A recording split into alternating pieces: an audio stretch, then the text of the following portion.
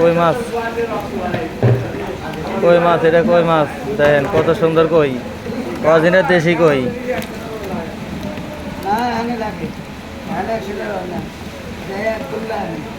আগে 100 লাগে না, আগে 20 লাগছে। আরে এনে 200-300 লাগে।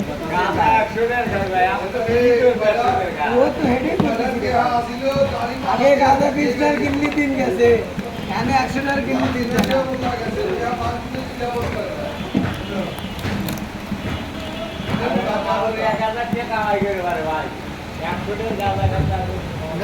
না।